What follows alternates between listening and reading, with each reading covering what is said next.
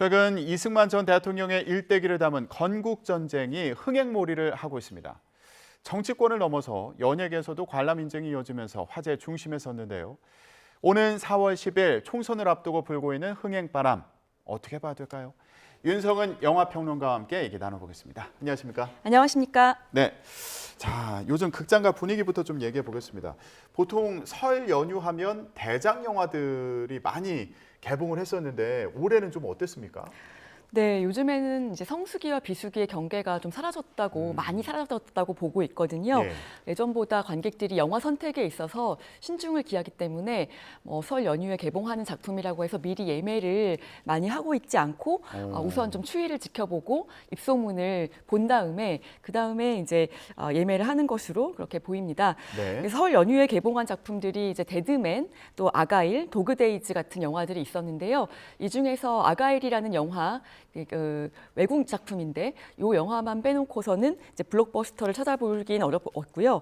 데드맨이라든가 도그데이즈 같은 영화는 좀 순위가 밀리고 설 연휴 이전에 개봉한 영화들, 그러니까 원카라든가 시민더키, 또 이제 건국전쟁 이런 영화들이 이제 박스오피스 좀 앞단에 위치하게 됐습니다. 전반적으로 이제 관객 수가 작년보다 한 43만 명 정도 감소된 것으로 나타났고요. 예. 좀 설 연휴가 짧았던 것도 그런 요인으로 작용하고 있다고 봅니다. 네. 저희가 설 연휴 영화관 그 박스오피스 순위를 보여드리고 있는데 여기서 또 주목을 받은 영화가 앞서 말씀드린 건국전쟁입니다. 다른 영화들은 이제 상업 영화들인데 건국전쟁은 다큐멘터리잖아요. 네, 그렇습니다. 그 이승만 전 대통령의 생애와 또 한국 근대 정치사를 조명한 다큐멘터리 영화인데요. 지난 1일에 개봉을 했고요. 어제까지 이제 48만 5천 명 정도의 관객을 불러 모았고 박스오피스도 사실은 이제 좀 역주행해서 계속 올라가고 있는 상황이거든요. 예. 이제 어제 2위를 기록을 했고요. 영화가 전제하고 있는 부분이 그 이승만 전 대통령이 우리 역사에서 제대로 좀 평가되지 못하고 있다. 이런 전제하에서 출발을 하고 그 오해를 풀어주기 위한 목적에서 만들어졌습니다. 그러니까 전형적인 어떤 그 뉴라이트계 그 식민사관을 바탕으로 하고 있고요. 많은 인터뷰들이 뭐 이제 그의 어떤 훌륭한 점들을 이제 부각시키면서 진행되고 있습니다. 누적 관객이 48만 5천 명을 넘었고 이제 곧 50만을 돌파할 것으로 보인다고 하는데 이게 속도가 어느 정도라고 봐야 되는 건가요? 속도는 지금 웬만한 다큐멘터리들보다는 2주 정도 좀 넘었기 때문에 빠른 속도라고 봐야죠. 네. 그렇군요. 역대 대통령을 다룬 다큐멘터리 영화 중에 가장 높은 성적을 기록했던 영화가 노무현입니다. 2017년 개봉한 노무현입니다. 그 당시에 185만 4,867명 이렇게 기록을 했었네요. 네. 지금 이 추이를 보면은 이 정도 이 흥행 기록도 넘어서고 또 다른 웬만한 그 상업 영화보다 더 높은 기록을 하지 않겠냐 이런 분위기인 거죠. 요즘에는 사실 관객 성향을 뭐 몇만까지 이제 그 추정하기가 좀 어렵습니다.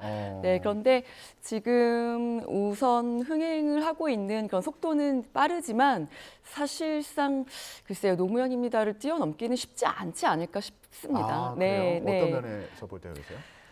지금 일단 이것은 굉장히 정치 편향적인 부분들이 있거든요. 그렇기 때문에 그 이 영화에서 주는 어떤 감동이 크다고 하기보다는 어떤 이제 특정 정치적인 성향을 가진 분들이 이제 집결하면서 이 영화를 보고 있다라는 이제 그렇게 분석이 됩니다. 예. 그렇기 때문에 글쎄요, 이 노무현입니다가 가지고 있는 또 다른 정서적인 측면과는 좀 다른 부분들이 있어서 네, 저는 이제 영화 내적인 부분들만 가지고 봤을 때는 예. 어떤 영화의 만듦새라든가 이런 것들에 있어서 조금은 떨어진다고 보기 때문에 네. 예, 건국전쟁 같은 경우는 이제 정치적으로 논쟁을 벌이는 부분이 있다 보니까 요걸 이제 보는 분들이 관객들이 조금 더 한정적이지 않겠냐 이런 전망을 조금 해주셨는데 네. 중장년 이상 관객층이 영화 흥행을 이끌고 있다 이런 분석이 있더라고요.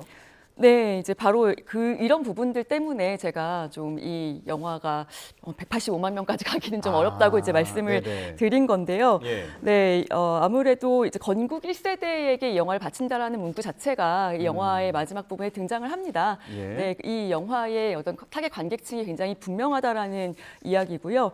50대 이상의 그 관객 비중이 지금 45% 정도, 45% 넘는 것으로 나타나 있거든요. 예, 그래픽을 좀 보여주시죠. 연령별로 예매 그 저희가 비율을 네. 예, 정리를 좀 해놨는데 네. 지금 보니까 50대 이상이 45.8%로 나타났습니다. 네. 예, 이게 2월 15일 기준이네요. 네, 그렇기 때문에 사실 이제 조금 아쉬운 것은 뭐 50대 이상으로 이렇게 뭉뚱그려 놨지만 이제 50대 이상이라고 하면 50대, 60대, 70대 지금은 뭐 그 이상의 분들도 영화관에 오시기 때문에 예. 뭐 50대가 더 많이 보는지 뭐 60대, 70대가 더 많이 보는지 정확하게 알 수는 없습니다만은 네, 지금 뭐 다른 이전까지 뭐 어떤 정치적인 성향을 가지고 있다라고 생각돼서 영화를 많이 봤다는 그런 층들에 비해서는 굉장히 좀 또 이게 편향되어 있는 부분이 있습니다. 예. 연령대도. 예. 연령대가 이제 50대 이상의 그 관객들이 좀 집중되어 있는 부분을 말씀해 주셨는데 앞서서 그 개봉했던 서울의 봄 같은 경우에는 요것도 이제 많은 관심을 받았는데 이것도 또 정치권에서 네. 뭐 논쟁이 붙은 그런 네. 부분이 있지 않았습니까? 네. 이 영화 같은 경우에는 2030 세대 비중이 높았다고 들었어요. 네, 이 영화도 처음에는 그 시대를 좀 살았던 경험했던 사람들이 많이 보지 않았겠느냐라는 분석이 있었지만 놀랍게도 20, 30대가 뭐 50%를 훌쩍 넘어섰었죠. 네, 오히려 50대 이상이 16.9%. 네. 조금 이제 우리의 예측과는 다른 결과가 나타났는데 그것은 근데 조금 단순 비교하기는 굉장히 어렵습니다. 왜냐하면 이 건국전쟁 같은 경우에는 다큐멘터리 영화고 서울의 봄은 그래도 정말 걸출한 스타들이 나오는 상업 영화 아니겠습니까? 그렇기 때문에 굉장히 뭐 좀 정치적으로 읽히는 것에 부담감을 느끼고 있는 부분들도 분명히 있었고요. 영화 자체는 이제 보고 나시면은 굉장히 용감한 영화다라고 생각하실 수 있지만 예. 사실 배급사에서는 굉장히 조심스러워했었습니다. 아, 그렇군요. 자, 특정 지지층이 있다고 하더라도 이렇게 호응이 높은 이유가 좀 궁금한데, 그러니까 보니까 지금 일일 5만 명 이상을 동원하면서 한국 영화 중에 가장 높은 성적을 기록하고 있다.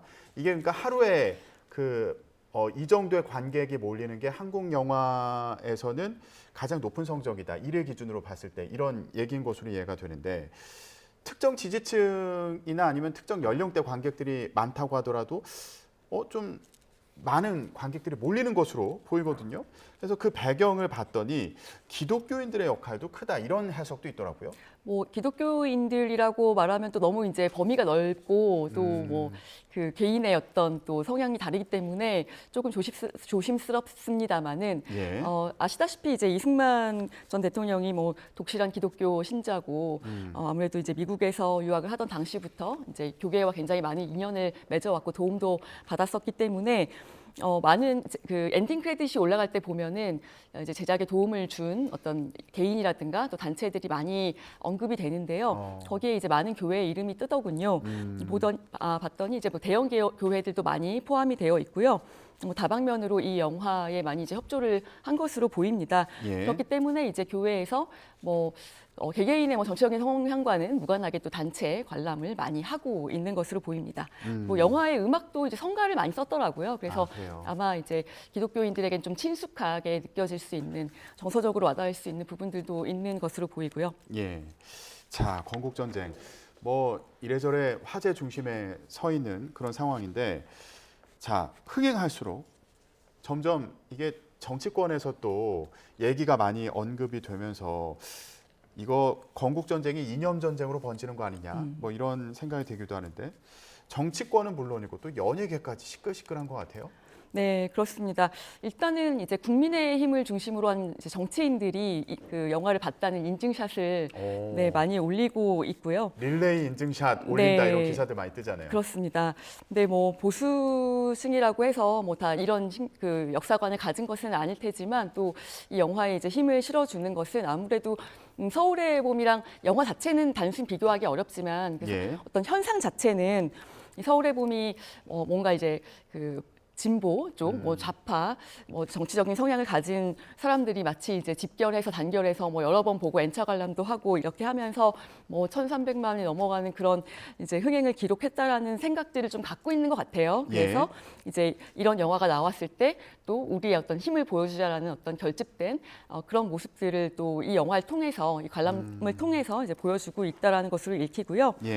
연예계에서 이제 뭐 대표적으로 가수 나얼 씨가 개인 SNS에 이제 영화 포스터를 게재했다가 뭐 여러 가지 그 댓글들이 뭐 어떤 그 부정적인 댓글과 또 이제 긍정적인 댓글들이 함께 달리면서 아예 댓글 창을 이제 지금 없애는 뭐 그런 그 일도 있었는데 뭐 정치적인 성향을 드러내는 것 자체가 연예인들한테는 좋지 못하다. 이제 이런 여론도 있지만, 제가 이제 비평가로서 보면 사실 뭐 외국에서는 얼마든지 이런 인플루언서들도 자신의 정치적인 성향을 드러내고 거기에 대해서 이제 어떤 제약을 받지 않거든요, 활동에.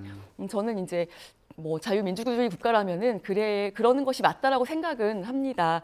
많은 이제 그래도 이런 댓글을 통해서 좀 벌어지는 이념 전쟁 같은 것들은 좀 이제 지양할 필요가 있을 것 같습니다.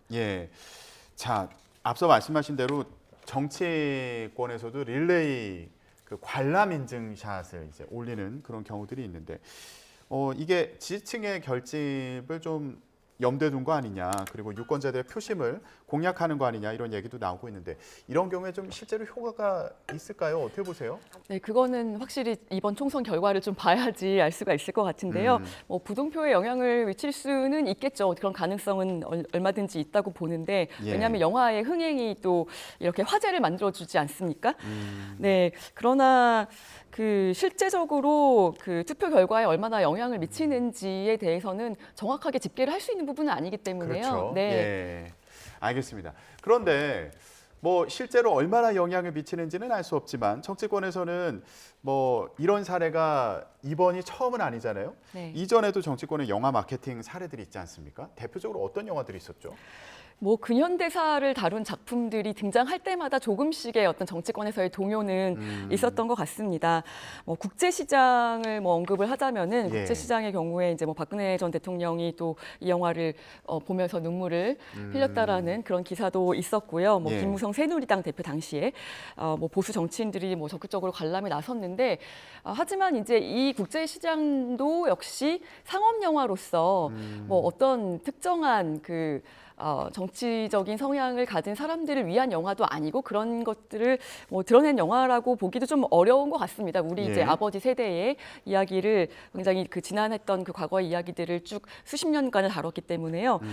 그렇기 때문에 이제 이런 영화들, 특히나 이제 상업 영화들 같은 경우에는 좀 마케팅이죠. 그야말로 정치인들의 마케팅적으로 이제 이용되는 그런 경향이 더 많다라고 볼 수가 있을 것 같아요. 그러니까 이번 그 영화의 건국 전쟁의 흥행과는 조금 결이 달랐던 것 같다. 이건 상업 영화였고 지금 이제 다큐멘터리 영화의 측면도 있고 여러 가지 면에서 볼 때 좀 차이가 있었던 것으로 보인다 이렇게 또 설명을 해주셨습니다. 앞으로 이게 건국 전쟁이 얼마나 더 흥행할지도 궁금하고 그리고 실제로 그 총선에 영향을 미칠지 이것도 좀 두고 봐야겠네요. 확실히 알 수는 없겠습니다만. 그러나 이제 아마 영화를 만들고 또 개봉하는 측에서는 분명히 이제 총선을 겨냥하고 이 시점에 개봉을 했다라는 것만큼은 분명해 보입니다. 그렇군요. 그렇게 좀 해석을 해주셨고요. 자, 그런가 하면 또 다른 그 논쟁을 불러 일으킨 드라마라고 해야 되나요? 시리즈라고 해야 될까요? 시리즈라고 요즘에 하고 있습니다. 넷플릭스 시리즈. 살인자 이응난감. 살인자 이응난감이라고 읽는 게 맞죠? 네, 뭐 여러 가지 해석은 있지만 그래도 보통 읽을 때는 이응난감으로 읽는 것으로. 지금 자막에 이제 살인자 이응난감이라고 나오니까 시청자 여러분들 저게 무슨 말이야? 또 이러실 수도 있을 것 같아요. 네, 맞습니다. 넷플릭스에 있는 우리나라에서 만든 시리즈의 제목입니다. 근데 이 시리즈가 정치적인 논란에 휩싸였다고 왜 그런 겁니까? 네, 이 시리즈가 그 자기도 모르게 어떤 그 살인의 욕구를 느끼는 사람이 결국에는 정말 나쁜 악인이었다. 이런 것이 이제 밝혀지는 영화거든요. 네. 그런데 이제 극 중에서 비리를 일삼는 어떤 악한 대기업의 회장의 모습이 이재명 대표를 연상시키도록 연출되었다는 그런 의혹이 불거졌습니다. 논란의 장면이 이제 그 시리즈의 후반부에 나오는데요. 혹시 어, 사진이 준비되어 있나요? 어떤 모습을 두고 논란이 불러일으킨 건지 좀 시청자 여러분들도 보셔야 좋을 것 같은데요. 네, 일단 뭐 예. 설정에서 뭐 이재명 대표가 이재명 대표의 어떤 뭐 그 의혹, 범죄 뭐 의혹 같은 부분들 그런 부분들과 관련된 숫자가 언급됐다거나 이제 이런 부분들이 부각이 되었는데 저도 이제 앞에 부분에는 그 캐릭터가 나오지 않기 때문에 영화 그 시리즈를 굉장히 재밌게 보다가 마지막 부분에 가서 이제 이런 논란과 더불어서 다시 한번 이제 시리즈를 봤을 때는 예. 여러 가지 의혹이 있습니다만은 한 세 가지 정도는 우연일 수도 있다고 생각이 되는데 예. 한 두 가지 정도는 저도 봤을 때 뭐 안경테의 모습이라든가 이런 것들 너무 이제 비슷한 부분들이 있었고요. 또 뭐 예. 숫자까지도 좀 우연으로 맞기는 좀 힘들지 않았나 뭐 이런 생각이 좀 저도 약간 이거는 좀 제작사라든가 뭐 감독이 좀 해명을 해줬으면 좋겠다 예. 이렇게 생각을 했는데 예. 감독은 물론 황당하다라는 입장입니다. 네, 전혀 그런 걸 의도한 적이 없고, 예. 네, 사실은 저도 그게 사실은 그렇게 자연스럽죠. 이건 예. 워낙 이제 뭐 모든 대중들에게 사랑을 받아야 되는 시리즈이기 때문에. 예. 그러니까 이 시리즈에 나오는 유력 건설사 회장이 있는데 비리를 저지르는 인물인데 그 외모가 머리 모양이나 안경 쓴 모습이 이재명 민주당 대표와 흡사하다는 지적이 있고 네. 그리고 그 죄수 번호가 4421번인데 이게 대장동 개발 사업 시행사가 챙겨간 수익 4,421억 원과 일치하는 거 아니냐라는 네. 주장도 이제 인터넷상에서 나오는 모양이군요. 네. 예. 그래서 지금 논란이 되고 있는 그런 상황이고요. 이와 관련해서 얘기 좀 해봤는데 일단 넷플릭스에서도 사실 무근이다. 그리고 감독도 억울하고 황당하다. 네. 예, 이런 입장이란 말씀 해주셨고요. 그러면 지금 뭐 역사적인 사건이나 정치적인 사건을 재구성한 영화 같은 경우는 앞으로도 계속 나오지 않겠습니까? 건강한 영화계를 만들기 위해서 어떤 부분을 좀 고려해야 된다고 보시나요? 평론가 입장에서 보실 때? 네, 뭐 자유민주주의 국가에서 제 개인의 정치적인 신념은 나름대로 각자에게 굉장히 소중한 것이라 보이고요. 그런 영화도 만들 수 있고 뭐 개봉될 수 있지만은 이렇게 대중 매체를 통해서 불특정 다수가 보게 만들 때 또 설득하려고 할 때는 어떤 윤리적인 책임을 좀 가졌으면 좋겠고요. 예. 기본적인 논리와 또 최소한의 양심을 가져야 된다라고 생각을 합니다. 또 정치인들도 특정 영화를 좀 도구화하는 일이 없었으면 좋겠고요. 알겠습니다. 오늘 얘기는 여기까지 듣도록 하겠습니다. 지금까지 윤성은 영화평론가와 함께했습니다. 고맙습니다. 감사합니다.